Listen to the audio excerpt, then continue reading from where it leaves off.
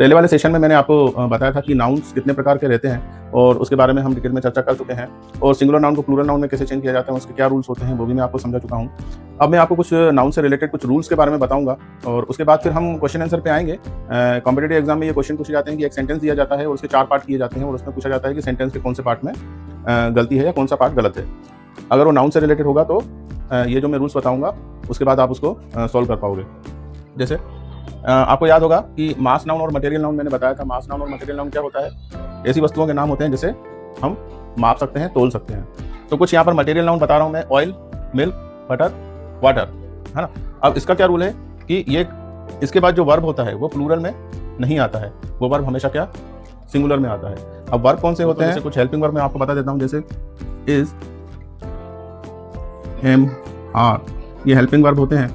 Is singular के साथ हमेशा इज प्रयोग होता है, ठीक है, और आर जो होता है वो प्लूरल के साथ प्रयोग होता है। तो ऑयल, मिल्क, बटर, वाटर, इसके साथ हम प्लूरल जो है वो आर हम यूज नहीं करेंगे, इज हम यूज करेंगे जो सिंगुलर होता है। जैसे there is some milk in the glass, glass में कुछ दूध है, तो यहाँ पर आर यूज नहीं करेंगे कि ग्लास में थोड़ा दूध है तो हम आर यूज नहीं करेंगे। आर जो शब्द यूज होता है वो प्लूरल के लिए यूज होता है। तो हमेशा ये जो मटेरियल नाउन आते हैं, ऑयल, मिल्क, बटर, वाटर, इसके लिए हमेशा हमें सिंगुलर ही वर्ब यूज करना है।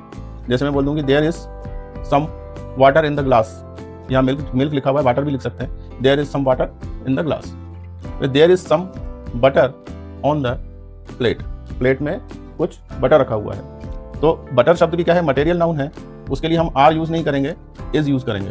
There is some butter on the plate, plate में रखा है तो ऑन यूज करेंगे। और अगर बाउल यानी कटोरा, अगर हम बोलेंगे कटोरे में कुछ बटर रखा हुआ है तो इन द बाउल बोलेंगे, क्योंकि बाउल के अंदर फिर वो हो जाता है तो इन यूज होता है, और प्लेट ऐसी रहती है तो उसके ऊपर टॉप में रहता है तो ऑन लिखते हैं, on the plate. There is some butter on the plate या there is some butter in the bowl. अब नाउन वन ऑफ, जो अब ये मैं पढ़ाऊंगा वन ऑफ। दोस्तों वन ऑफ के बाद हमेशा प्लूरल नाउन प्रयोग होता है। वन ऑफ अगर शब्द आ जाता है तो वन ऑफ के बाद जो हम नाउन यूज करेंगे वो हमेशा प्लूरल में ही यूज करेंगे, सिंगुलर में यूज नहीं करेंगे। और उसके बाद हमें किन चीजों का ध्यान रखना है? उसके बाद हमें सिंगुलर वर्ब का यूज करना है, क्योंकि यहाँ वन जो शब्द है वो एक से दर्शाता है, एक यानी सिंगुलर। इसलिए वन ऑफ के बाद जो नाउन आएगा वो हमेशा प्लूरल में आएगा, और उसके साथ जो वर्ब आएगा वो हमेशा सिंगुलर में आएगा। और अगर हम उसके बाद अगर एडजेक्टिव अगर यूज कर रहे हैं तो उस एडजेक्टिव की सुपरलेटिव डिग्री प्रयोग में आएगी। ये एडजेक्टिव के बारे में हम आगे में पढ़ेंगे, पूरा डिटेल में बता दूंगा। अभी तो हम नाउन के बारे में पढ़ रहे हैं तो आप ये समझ लीजिए। जैसे मैं सेंटेंस में आपको बता रहा हूँ, one of the finest.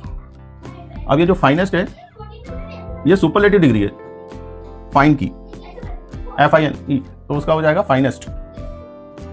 Stories, अब ये जो स्टोरीज है वो नाउन है जो प्लूरल में है, सिंगुलर में होती है स्टोरी।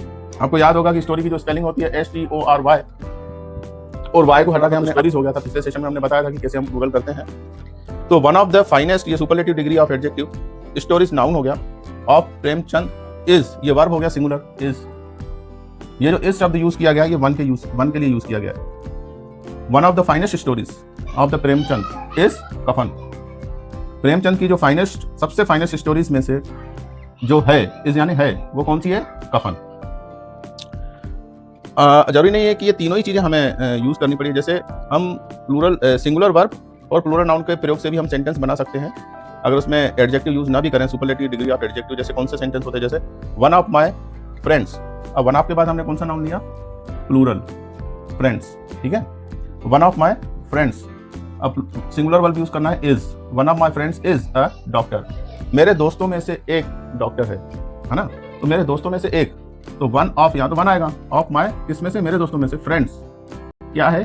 उसके बाद सिंगुलर वर्ब यूज होगा इज यानी है अ डॉक्टर। वैसे ही one of the students, students में से एक, है ना। One of the students, students में से एक। अब जो वर्ब यूज होगा is singular, is present, students में से एक प्रेजेंट है। मुझे लगता है कि आपको ये समझ में आ गए होंगे। अगर इसमें से कुछ नहीं समझ में आया हो तो आप कमेंट्स में दे सकते हैं, मैं इसको और डिटेल में आपको बता सकता हूँ।